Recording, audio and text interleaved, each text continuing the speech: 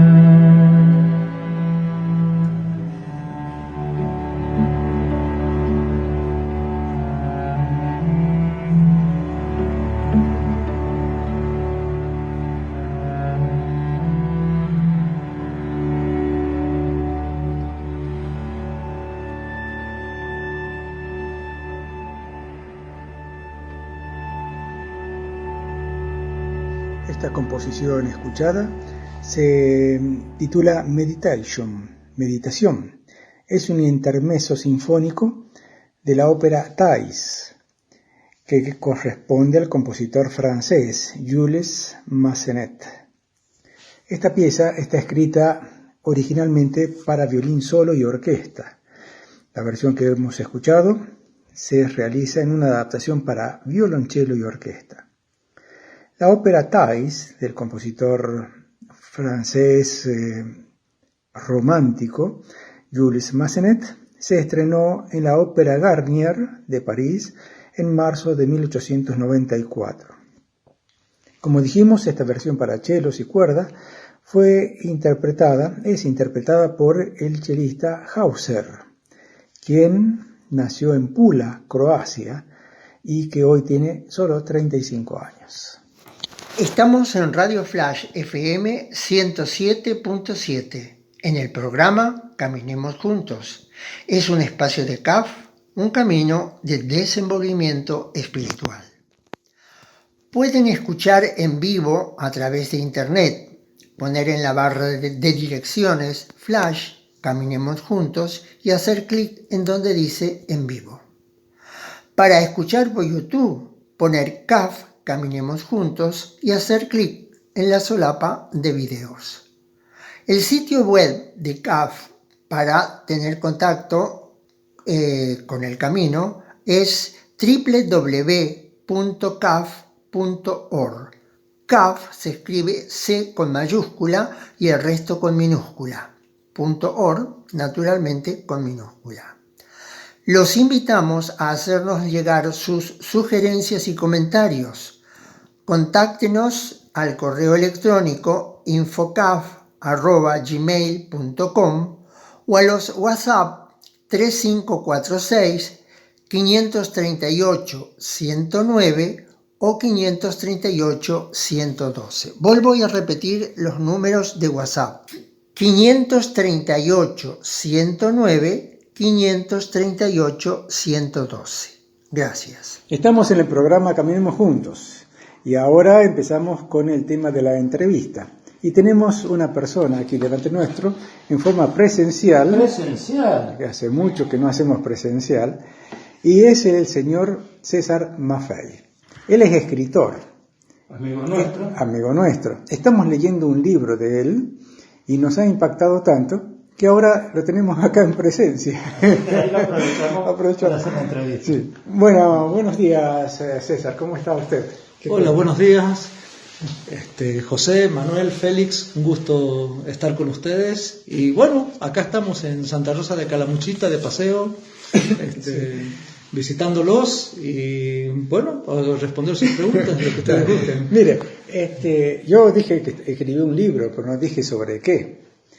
El género en realidad del libro es la novela histórica, porque el personaje que relata, que desarrolla allí es Adela Zamudio. Quizás no conocemos tampoco a Adela Zamudio. Y bueno, ese sería la primera pregunta. ¿Quién fue Adela Zamudio? ¿Por qué escribió el libro? Claro. No, además, pensando de que usted es argentino, pero que está hace muchísimo tiempo radicado en Bolivia, ¿verdad? Bueno, empecemos con una de las... Sí, efectivamente. Bueno, vamos a ir por partes porque... Sí, efectivamente yo nací en Mendoza, estuve aquí hasta los 8 años de edad, más o menos, y de ahí, bueno, mis padres radicaron en Bolivia y me llevaron a vivir a Bolivia, y he vivido en Cochabamba, en Santa Cruz de la Sierra, en La Paz, en varias de lo que serían aquí las provincias bolivianas, ¿no? Y siempre tuve un gran amor por la escritura, siempre me gustó mucho, pero claro, como muchos, me dediqué prácticamente toda la vida a seguir la corriente de la sobrevivencia, ¿no? Bueno. Enfocarme mucho en ese tema, y recién ahora, después de los 50, me puse a escribir una novela, ¿no? Pero usted fue siempre interesado por la historia, Sí, tanto argentina como boliviana. Así es, siempre por la historia y por la escritura también, ¿no? Y bueno, el género de novela histórica permite reunir las dos cosas, ¿no? Claro. Ahora, ¿cómo se descubre ahí a Zamudio, a Adela Zamudio? Me encargaron un estudio de historia en Bolivia, donde tuve que hacer un repaso de la historia boliviana completa y me puse también a estudiar las personalidades culturales, ¿no? Y artísticas del país. Y yo la conocía, en Bolivia se conoce mucho Adela Zamudio porque tiene poemas, especialmente que hablan de... Esos poemas son de fines del siglo XIX, principios del siglo XX, ¿no? Entonces, que hablan de que la mujer debe cortar las cadenas, la emancipación, ¿no? La emancipación femenina, etc. ¿no?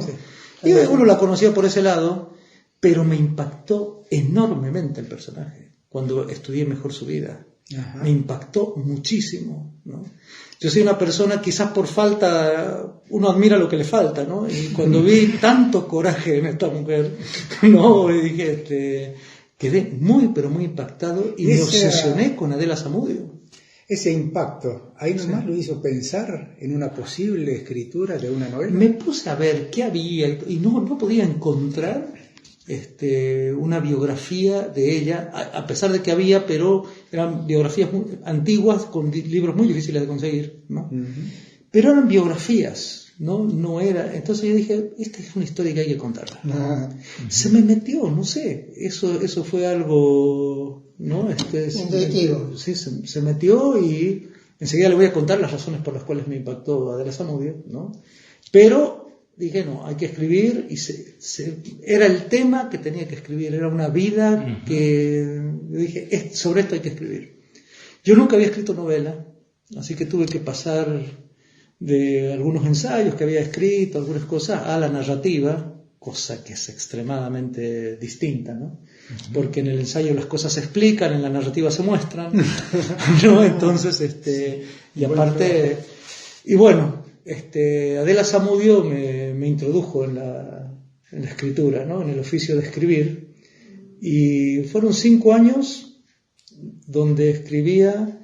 Cuando digo escribir, no solamente es escribir, sino es investigar, claro, y aparte reescribir lo escrito, ¿no? Que eso lo reescribí muchísimas veces. Cuando uno... Está la gente que tiene talento natural, pero los que no tenemos talento natural, está el esfuerzo y hay que reescribir muchísimas veces, ¿no? Y bueno, eran más o menos unas 9 horas diarias, ¿no? Durante todo este tiempo. O sea, uno verdaderamente, en mi caso, verdaderamente tuve que dedicarme.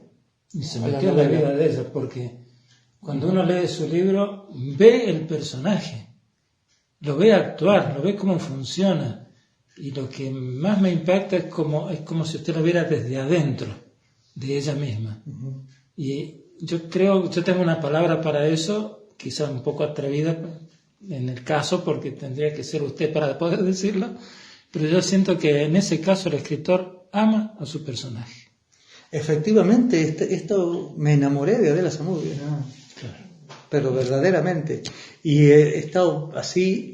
y tratando de imaginarle todo para contar su vida novelada. Claro, como es una novela, yo pienso que además de lo que hay histórico, uno tiene que ponerla en su casa, lo que hace, el carácter que tiene, un montón de cosas que uno agrega quizá a lo histórico. No, claro, agrega, y por que supuesto, tiene que... agrega, a ver, para que se entienda bien, es como una película. En una película histórica, es imposible saber, vamos a suponer, si la película es sobre San Martín, si San Martín tuvo esa conversación efectivamente, o la manera en que daba las órdenes. El reto acá, para que la cosa funcione, que se puede lograr más, menos, ¿no? Es que sea verosímil. Claro, sí. Entonces, para que sea verosímil hay que estudiar muchísimo el contexto histórico, las mentalidades de la época, las cosas que se decían. Por ejemplo, me ha llevado muchísimo tiempo saber si en esa época se decía, por ejemplo, mamá, o se decía mami, o se decía madre. Claro, porque es otra época. ¿No?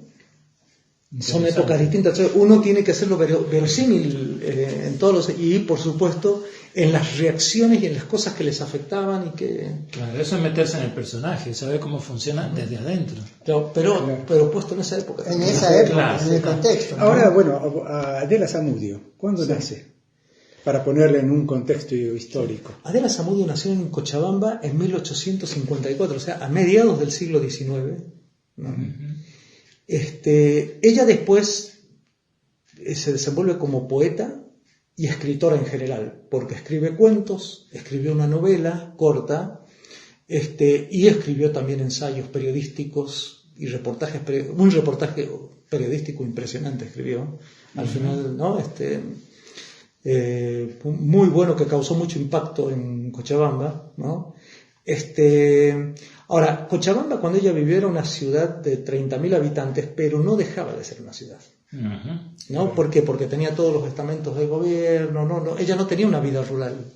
O sea, si bien tuvo una vida rural al principio de su vida porque sus padres trabajaban en fincas, etcétera, pero después, cuando ya se van a vivir a Cochabamba, a partir de los 30, ella no tiene una vida rural, tiene una vida citadina en una ciudad. Entonces, Adela Zamudio, aparte de escribir, que ella se resalta por la escritura que tiene, ella es pionera y casi fundadora de las escuelas femeninas en Cochabamba. ¿No? O sea, ella, la educación, mucho de la educación femenina. La educación femenina, ¿sí? O sea, no era común que las nenas fueran a la escuela. Habían escuelitas para nenas, ¿no? Que enseñaban a bordar. Que les enseñaban a bordar, ¿no? En el libro, de hecho, ponemos el programa. Bueno, hacer amas de casa. Hacer buenas amas de Buenas casa, amas de casa, con nada lectura más. y matemáticas, ¿no? Sí. Entonces, Adela Zamudio, ella empieza las escuelas con la escuela primaria, con un énfasis enorme en disminuir esas materias y que las mujeres tengan una educación lo más parecida posible a la de los varones, que era toda una lucha, especialmente, y no solo con las autoridades, sino que con las propias madres de las niñas, etcétera, ¿no es cierto? Pero un paréntesis, perdón. Sí. Sé que en esa época, en varios países, empezó el florecimiento del movimiento femenino. Acá en Argentina también. ¿Habrá habido conexión con Adela Zamudio o fue otra cosa? Lo que pasa es que el movimiento feminista, por decirle así, ¿no? Sí. Tuvo varias etapas. Adela Zamudio, en su poesía, creo que se adelantó. A ver, Adela Zamudio era una escritora. El tema de los escritores, en general, uno ubica a las escritoras mujeres de finales del siglo pasado, del siglo XIX y principios del siglo pasado, en ámbitos como el bohemio, por ejemplo. Alfonsina Storni se desenvolvió siempre en un ámbito bohemio, ¿no? Andaba con Horacio Quiroga, con varios escritores, ¿no? De mucho renombre, y por supuesto que era polémica, tenía un rechazo social, etcétera, pero tenía una contención cultural dentro de los escritores. Un poquito más tardía, pero la pongo de ejemplo, Gabriela Mistral también fue una escritora, pero que tuvo mucha escritora y educadora también, ¿no? En Chile. Sí. Pero ella se movió mucho en círculos sociales bastante distinguidos, vamos a decir, ¿no? Llegó a ser diplomática, etcétera.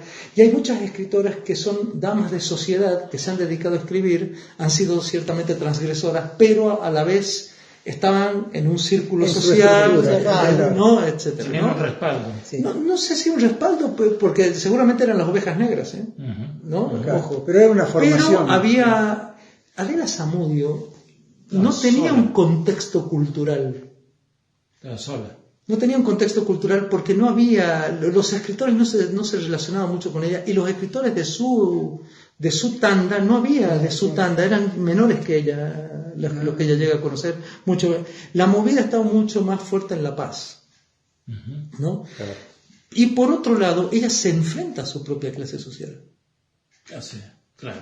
No se enfrenta hacia la hipocresía social y todo, que llega a su punto máximo con un enfrentamiento con la iglesia y la cúpula eclesiástica de Cochabamba, en un pueblo de 30.000 habitantes. Mandaba... Era brava. O sea, era profundamente anticlerical Adela Zamudio. Entonces vivió muchas cosas en gran soledad y con muy pocos amigos, ¿no? ¿Ella tenía hermanos? ¿La familia compartía sus ideas y su formación? ¿O era...? Sí, no, por lo visto, distinto? sí y no, y los hermanos fallecen cuando ella era relativamente joven, ¿no? Y la madre era la que más se resistió a todo y el padre es el que la respaldó, ¿no? Su madre quería que fuera ella una chica de sociedad y formara su familia, totalmente, que tenga la mujer nietos. clásica, para la época. Esas eran las pretensiones de la madre, ¿no? Que le obliga a poner un seudónimo que mucho se usaba, ¿no? Adela Zamudio tiene un paralelismo, yo lo encuentro mucho con Emily Dickinson, ¿no? En la forma en que ella se va desarrollando. La diferencia es que Emily Dickinson tenía una vida rural. Entonces ella publicó algunos poemas, la mayoría no los publicó, ella se hizo famosa después de morir, ¿no? En cambio, Adela Zamudio publicó sus poemas, ¿no? Y se enfrentó a la sociedad en la que vivía, en distintos estamentos, digamos, ¿no? Sí. Hubo más de un intento de excomulgarla, ¿no? A ella, pero tenía un prestigio muy grande por los poemas. Y no se le animaban. Claro, no por el contenido no eran las flores y el cielo nada más. No. Y además había otra cosa, no era una chica inspirada, vamos a suponer, en su casa que escribía poemas a la luz de sus sentimientos, lo que fuera. No, ella vivía lo que escribía en los poemas. Claro. ¿No? Y los poemas también eran un reflejo de su vida, ¿no? Que ha pasado con muchas poetas, ¿no? Con muchísimas, ¿no? Con Alfonsina Storni, por ejemplo, sucedió eso. ¿No? Una manera de leer en el alma ¿no? ¿Qué hace el poema? Exactamente, uno puede llegar a conocerlos a través de sus poemas, conocerlos a ellos, ¿no? O sea, porque que es el caso de muchísimos poetas, ¿no? O sea, no era una aficionada, vamos a decir, a la poesía, ¿no? ¿Y cómo sigue después la vida de ella?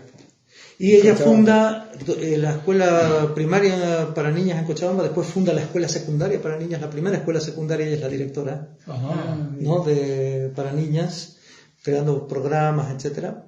Pero, en general, después de jubilarse, queda muy pobre, como suele ocurrir, ¿no? Queda en la pobreza y le hacen reconocimientos en vida muy importantes, sí. Pero estaba sola, vivía sola.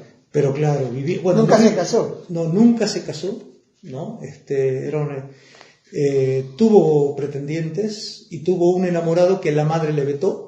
E inexplicablemente una mujer con semejante rebeldía y semejante coraje le hacía extremado caso a la madre. En ese caso, ¿no? En ese caso le hacía mucho caso a la mamá, ¿no es cierto? Entonces, pero bueno, y en el libro aprovecho también para contar la historia de otras mujeres que verdaderamente hicieron historia, ¿no? En esa época, ¿no?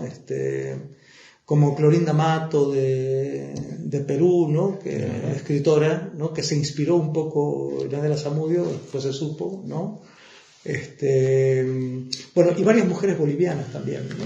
Que son parte del relato, ¿no? Entonces, a mí me parece que es fundamental, porque en el caso de las mujeres que han hecho historia, digamos, ¿no? Hay un reduccionismo de su labor, ¿no?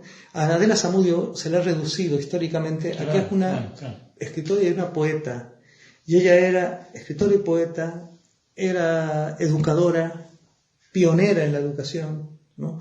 Fue pionera del feminismo en Bolivia, ¿no? Y además, muchos dicen que era polemista, pero no, en realidad ella decía y publicaba lo que ella pensaba. Claro. ¿No? Entonces, sin importarle si eso era una polémica o no era una polémica, ¿no? Y le ponen que era polemista como si ella se dedicara a ser polémica. No, y no es que se dedique a ser polémica. Franca con su pensamiento. Franca con su pensamiento, y aparte que no se enganchaba mucho en las polémicas. Los que se enganchaban eran los medios, porque claro, se enfrentaban medios conservadores, medios liberales, a favor o en contra de... ellos a favor o en contra de las ideas de Adela Zamudio. ¿No? Entonces, no sé, hubo la intención en todo el libro de sacarlo de esas etiquetas, de esos clichés que hay, y era una persona muy valiosa, de muchísimo coraje, ¿no? Que se enfrentó a su tiempo. En todas las formas que ella pudo hacerlo, se enfrentó a su tiempo. Me imagino, haciendo un cambio de óptica, me imagino que escribir una novela histórica sobre ella, debe haber tenido muchas hojas rotas, que uno escribe y después las cambia, ¿o no? Sí, no, totalmente. Pero un Todo montón. claro. Sí. Hasta que uno llega a lo que dice, bueno, esto puede ser como... Una pregunta relacionada con eso, pero es muy personal, así que si no la quiere responder no hay problema. ¿A usted siente o le parece que si Adela leyera su libro, le gustaría? No tengo la menor idea, pero yo estaría muy preocupado de que si le gusta. Yo le voy a dar mi respuesta. Yo le diría que sí. ¿Ah? Yo le diría que sí. Porque me parece que además es poner en su lugar, en un lugar histórico que le corresponde, que es prominente, a una persona que es como si hubiera querido ser borrada de la historia. Es la impresión que me da por lo que usted dice y por lo que aparece en el libro. Ahora, ella se enfrentó a su sociedad, a los círculos sociales y todo, pero a la vez hubo un reconocimiento de ella también. Y un reconocimiento en vida. A ella empieza el libro con el acto de la coronación de ella. Sí. El presidente... Que le resultaba realmente horrible hacer lo que tenía que hacer. La coronan en vida, ¿no? Y le dan la dirección de la primera escuela de niñas fiscal, porque habían otras escuelas que eran religiosas o municipales muy chiquitas, pero la primera escuela fiscal le dan la dirección a ella y le dan la dirección de la primera escuela secundaria también. Entonces, y los libros de ella y los poemas y los cuentos y todo son leídos en Bolivia y hubo un reconocimiento. El tema es que ella estuvo muy en la vanguardia en muchas ideas que no... Entonces ese acompañamiento ella no lo sentía tanto, vamos a decir, ¿no? No lo podía percibir tanto porque, claro, había una sociedad rígida en esa época que ella estaba transgrediendo inclusive muchos de los valores ¿no? de esa sociedad rígida. Incluso creo que sus propias amigas se lo decían, pero ella no le llevaba el apunte, directamente seguía adelante con sus ideas. Ahora, en relación a lo que él me preguntó, hay dos anécdotas pequeñas. Yo armé todo que era una hoja y media de que ella iba caminando por la plaza de Cochabamba, pasaba por una vereda y estaban frente a la catedral las vendedoras de velas, cirios, imágenes, etcétera, ¿no? Y que ella pasaba, miraba eso y toda una narrativa en relación a eso por debajo de los arcos que cubrían la vereda de la catedral y todo, ¿no? En 1909 creo que sucede esto, o antes, 1904, 5, y cuando veo una foto de la catedral en 1910, que todavía no tenía los arcos, y que tampoco estaban las vendedoras de cirios. ¿No? Chao. Claro, eso sí. Chao, claro. Una página y media de 3 o 4 días de trabajo. Y cuando chao. uno va escribiendo, César, ¿cuánto tiempo le llevó escribiendo? 5 años. Dijo 5 años. 5 Ahora, años. uno no escribe a lo mejor linealmente todo. No, escribe una parte, después una parte Totalmente. final, y después arma todo. No, eso de que paquete. lo que pasa es que hay mucha gente que arma una planificación para hacer un libro, ¿no? Eso conmigo no va. Uno va llevando y va viendo dónde colocar ciertas historias, ciertas cuestiones, cómo armar porque el libro tiene muchos saltos temporales, no sé si Claro, lo han notado. me pareció fantástico. No, muchos saltos temporales tiene, entonces uno va tratando de armar todo. Después la otra anécdota en relación a eso es que yo dije, bueno, a ver, puse la historia esta del cartero Francisco, del farolero Francisco, ¿no? Sí. Que en las casas lo mantenían bien alimentado porque no lo querían perder. Y qué sé yo. Yo dije, ¿por qué tiene que ver el farolero, no? Entonces lo saqué, toda la historia. Chao. Y el que me hizo la edición del libro, después me leyó la segunda revisión, me dice, ¿y qué pasó con el farolero?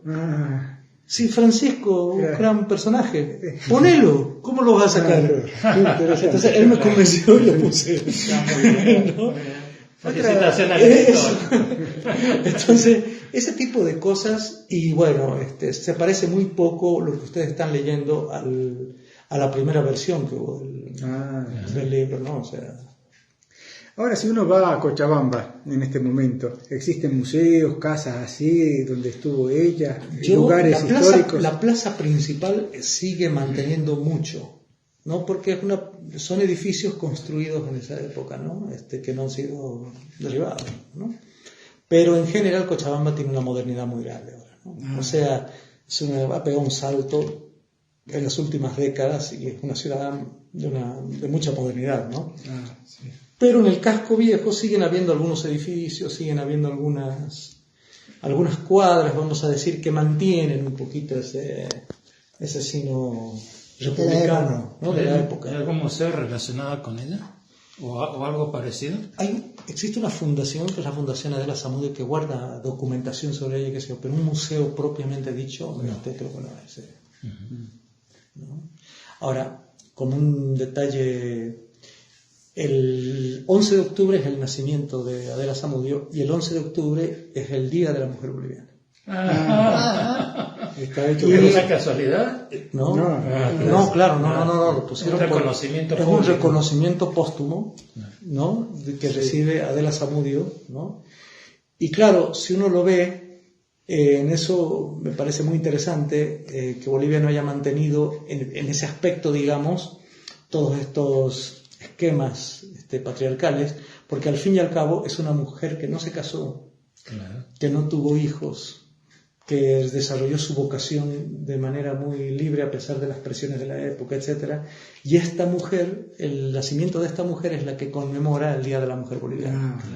Qué bien. ¿No es cierto? Sí. Entonces, o sea, no es una crítica, por supuesto, para las que sí se dedicaron a la vida familiar ni nada, no, todo lo contrario, yo creo que más bien todas las mujeres, están todas las mujeres incluidas en la... ¿no? Sí. En esa escena, bueno, no vamos a contar todo el libro, pero en esa escena donde se rememora esas valientes mujeres que defendieron Las heroínas. las heroínas, ¿no es cierto?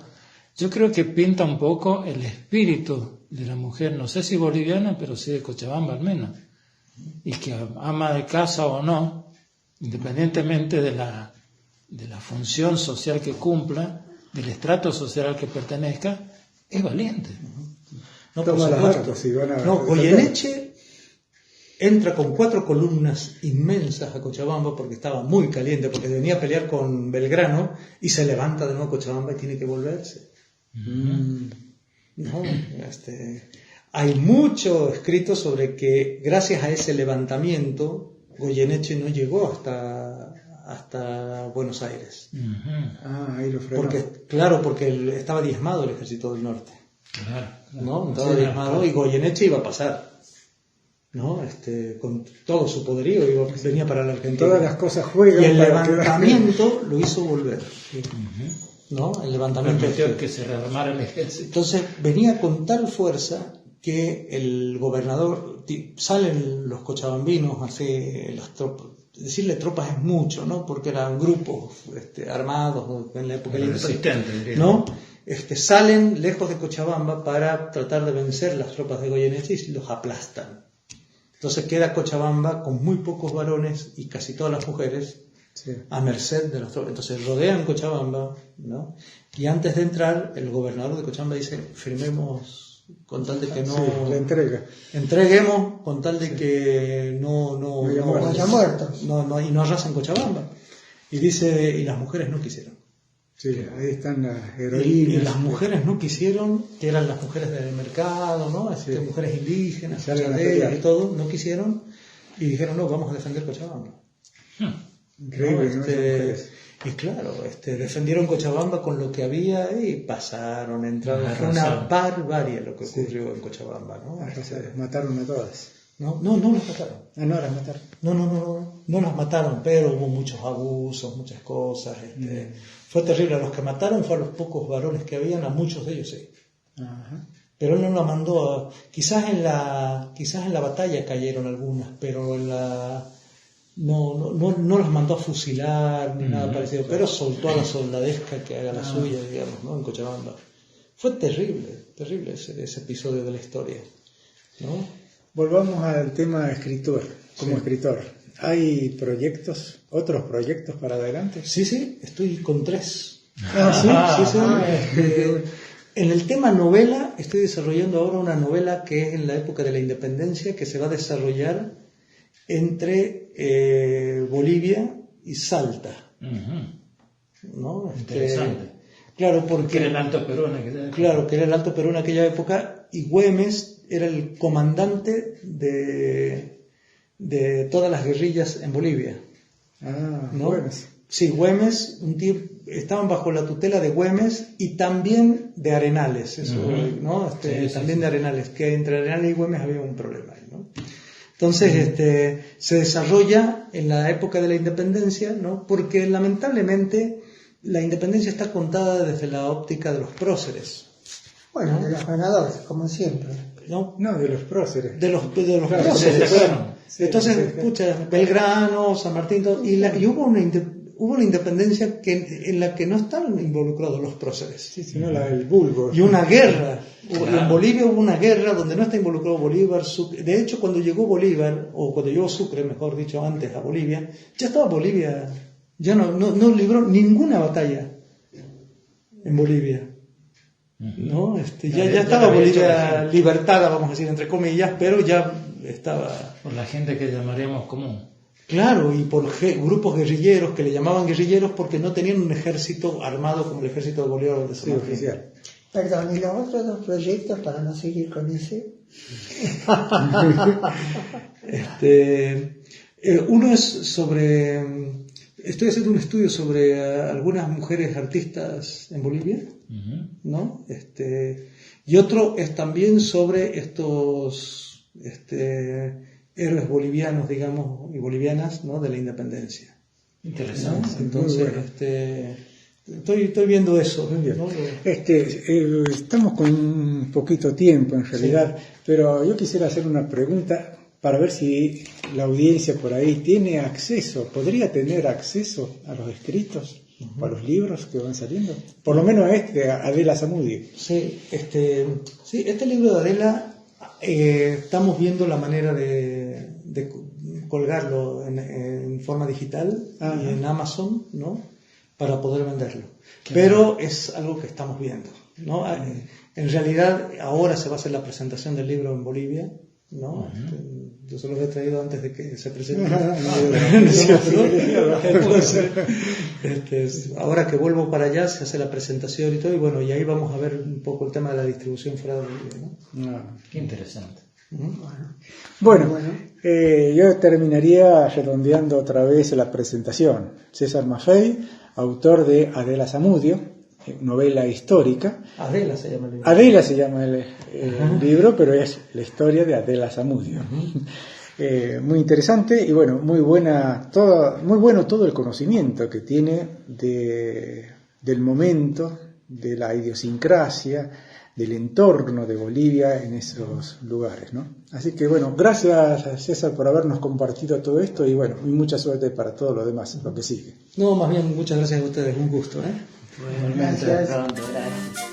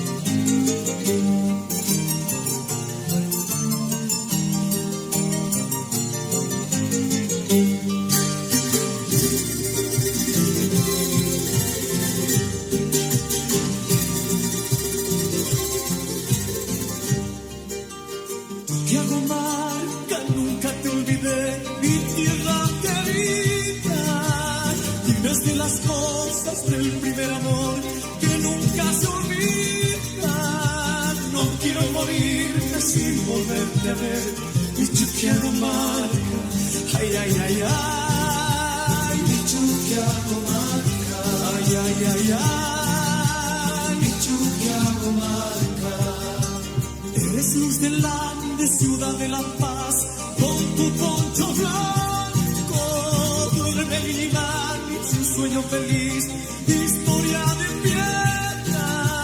No quiero morirme sin volverte a ver, ni la paz del alma. Ay, ay, ay, ay, ni la paz del alma. Ay, ay, ay, ay, ay, ay, ay, ay.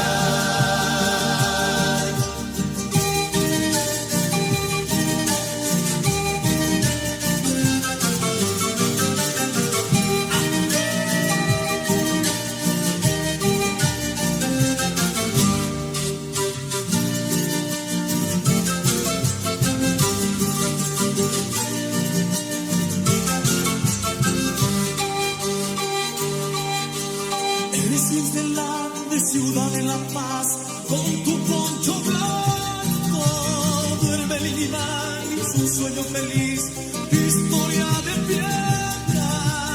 No quiero morir sin volverte a ver, ni la paz del alma. Ay, ay, ay, ay, ni la paz del alma. Ay, ay, ay, ay, ni la paz del alma.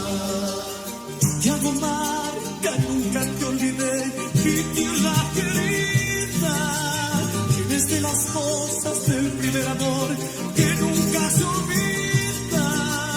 No quiero morirme sin volverte a ver, dicho que hago marca. Ay, ay, ay, ay, dicho que hago marca. Ay, ay, ay, ay, ay, ay, ay, ay.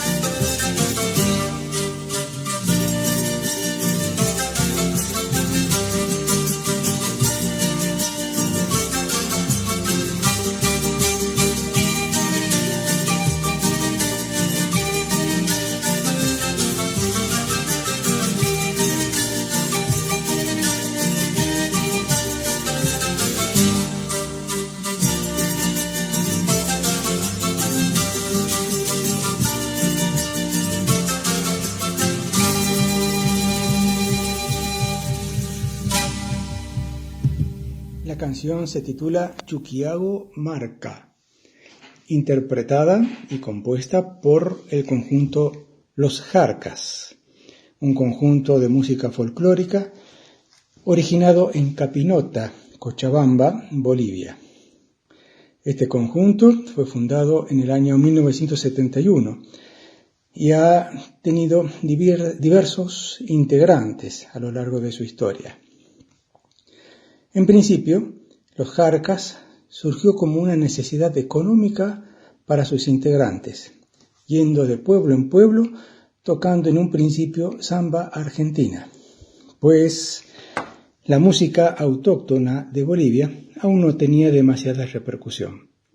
Sin embargo, poco a poco, en diversas peñas, comenzaron a hacer énfasis en ritmos más propios del país. Canción Chuquiago Marca, interpretada por el conjunto cochabambino Los Jarcas. Bueno, continuamos con el programa Caminemos Juntos, un espacio de CAF, un camino de desenvolvimiento espiritual, como siempre en Radio Flash FM 107.7. Hay hechos que son históricos, hay hechos que quedan escritos en la historia y hay otros hechos que son trascendentes, que son importantes, pero que pasan casi totalmente desapercibidos. Nosotros queremos comentar hoy una historia que nos pareció muy especial cuando nos informamos de ella. Vamos a relatar la historia de Daniela García Palomer, que nació en Santiago de Chile en 1980 y sufrió un accidente el 30 de octubre de 2002, que vamos a comentar a partir de ahora. ¿Ustedes qué opinan sobre lo que aconteció? Hace 20 años eso. Hace 20 años. ¿Qué edad tenía ella? Esta jovencita tenía 22 años en ese momento, era estudiante de medicina. Y bueno, relato así más o menos lo que recuerdo de la historia. y es que habían salido en un viaje de estudios o un viaje de distracción con algunos amigos y compañeros en tren. Parece que es de Santiago a Temuco, una cosa así, es el lugar. Y estando en la noche, iban caminando con esos amigos, divirtiéndose de un vagón a otro. Resulta que parece que ella, al trasladarse de un vagón a otro, no sabe qué pasó, pero de golpe se encuentra en las vías, caída ahí en medio de la noche. Y cuando empieza a moverse, se da cuenta, y esta es la parte impresionante, se da cuenta que no tiene brazos, no tiene manos, no tiene brazos, no tiene piernas.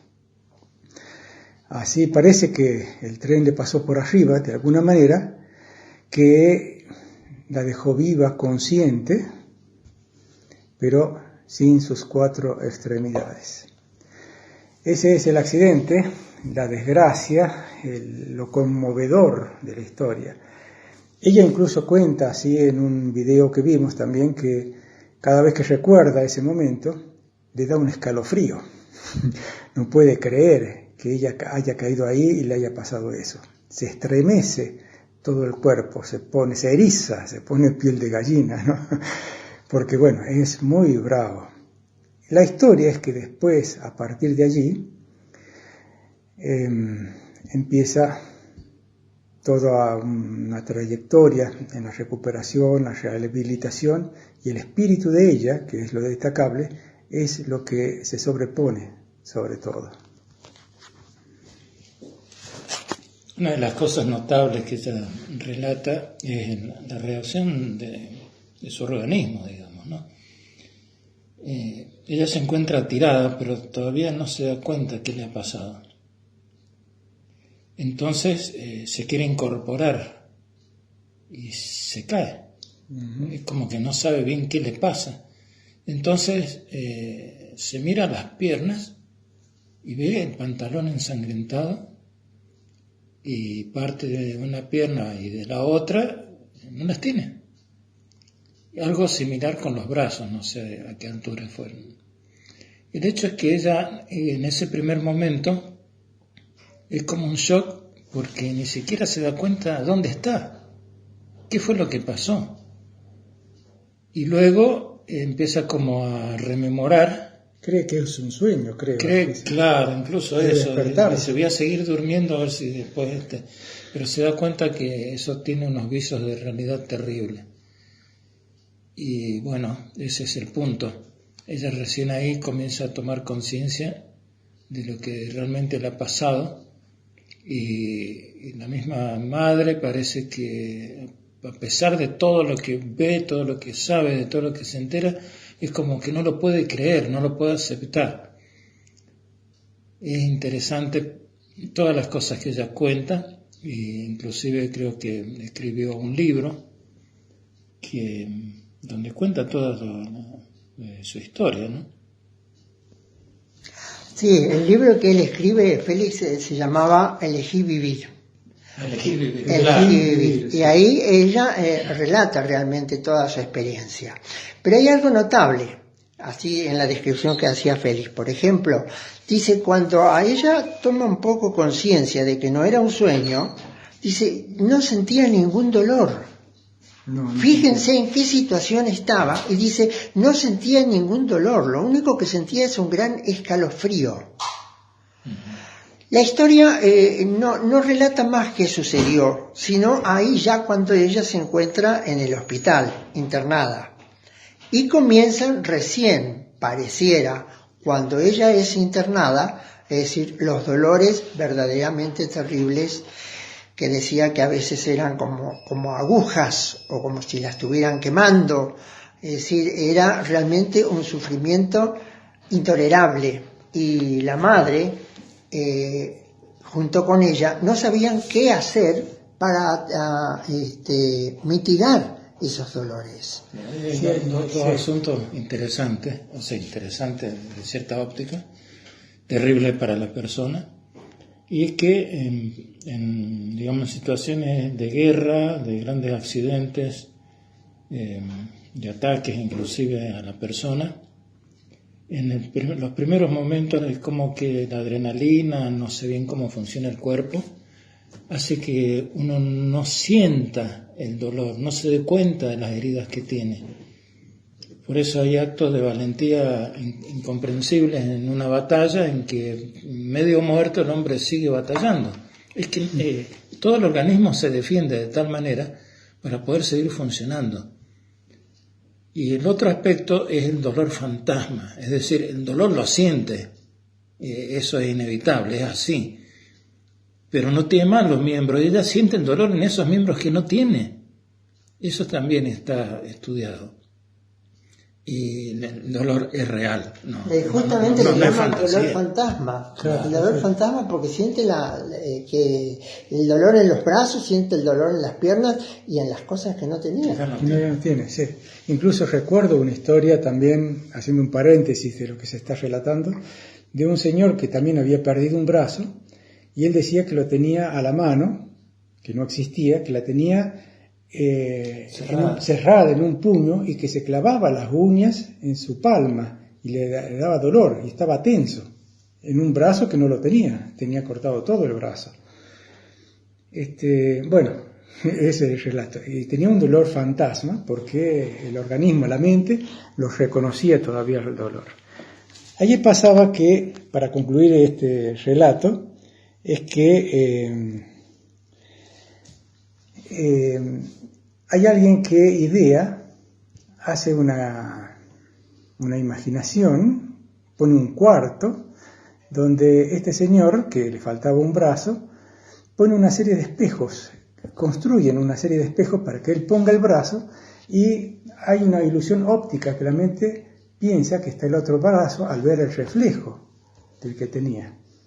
Entonces pasa una cosa maravillosa ahí, la mente se da cuenta o cree que el otro brazo está. Él abre la mano y se alivia del dolor. Bueno, hacemos una pequeña pausa porque así podemos invitar a los oyentes a escuchar un poquito de música y seguimos con este apasionante relato.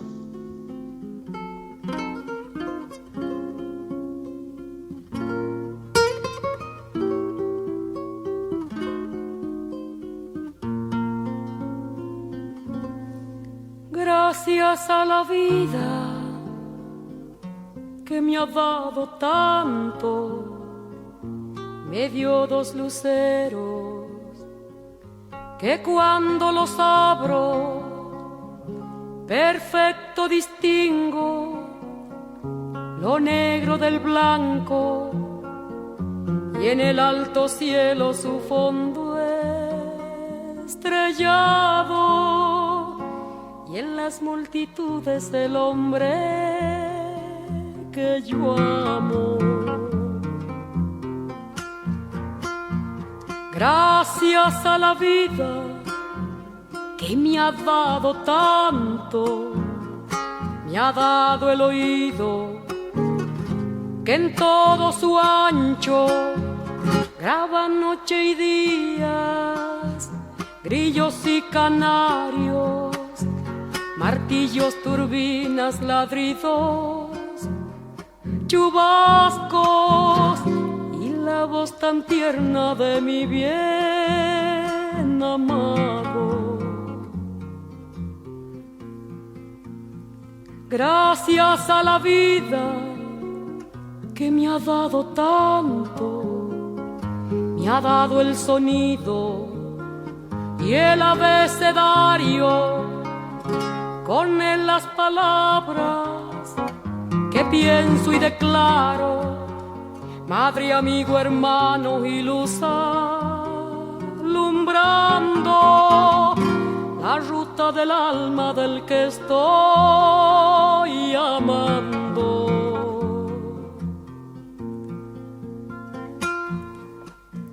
Gracias a la vida que me ha dado tanto, me ha dado la marcha de mis pies cansados, con ellos anduve ciudades y charcos, playas y desiertos, montañas y llanos, y la casa tuya, tu calle y tu patio.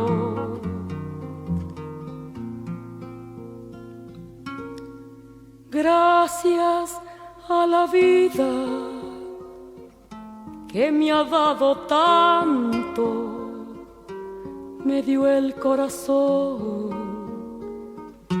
que agita su marco cuando miro el fruto del cerebro humano, cuando miro el bueno tan lejos del malo, cuando miro el fondo de tus ojos claros.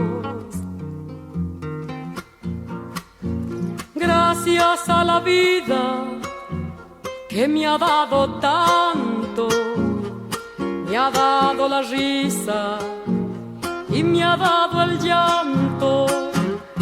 Así yo distingo dicha de quebranto, los dos materiales que forman mi canto, y el canto de ustedes que es el mismo canto, y el canto de todos que es mi propio canto.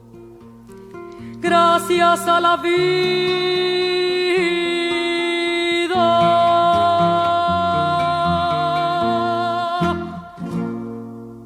Gracias a la vida es una popular canción de inspiración folclórica chilena compuesta por la cantautora Violeta Parra, nacida en 1917 y que falleció en 1967.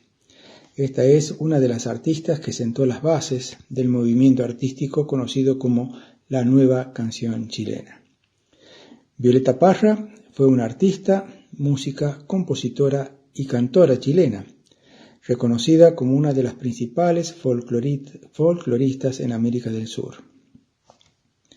Su trabajo sirvió de inspiración a varios artistas posteriores, quienes continuaron con su tarea de rescate de la música del campo chileno y las manifestaciones constituyentes del folclore de Chile y América Latina. Esta versión, Gracias a la vida, es interpretada por la cantante argentina Mercedes Sosa.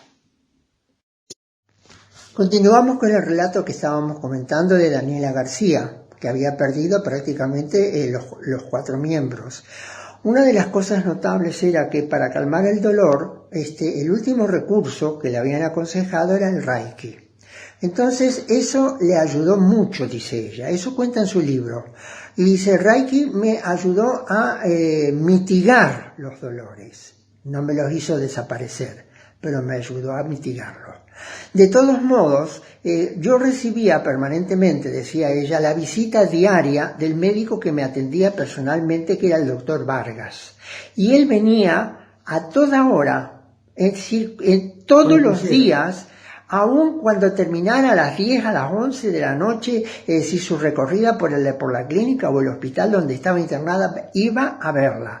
Entonces, ella dice, me hacía sentir como si yo era importante en su vida, como si era lo más importante de su profesión.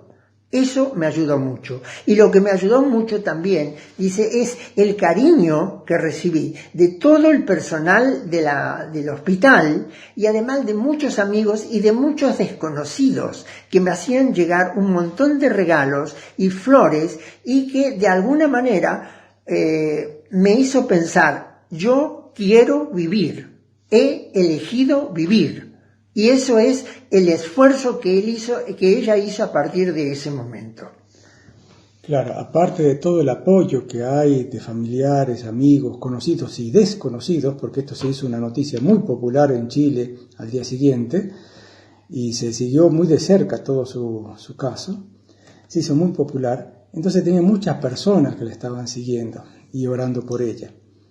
Hubo una rehabilitación, le pusieron miembros ortopédicos en Estados Unidos, y va 2 o 3 veces, creo que viajó allá, hizo tratamientos, volvió a Chile, hizo otros tratamientos aquí en Chile también. Muchas operaciones. Operaciones varias, hasta que en algún momento ella dice que estaba en la cama nada más, pero el día en que la pusieron instantes, momentos breves en una silla de ruedas, fue como el paraíso, digamos, para ella. Fue conmovedor porque es como que salía ya de la cama y podía volver a ser ella misma. Y el temple que tiene esta señorita, esta chica en ese momento de 22 años, es una cosa increíble. Como ella se sobrepone a eso, quiere vivir y quiere hacer las cosas que hacía antes, y no importa si los miembros son ortopédicos ahora, son caños, son metales,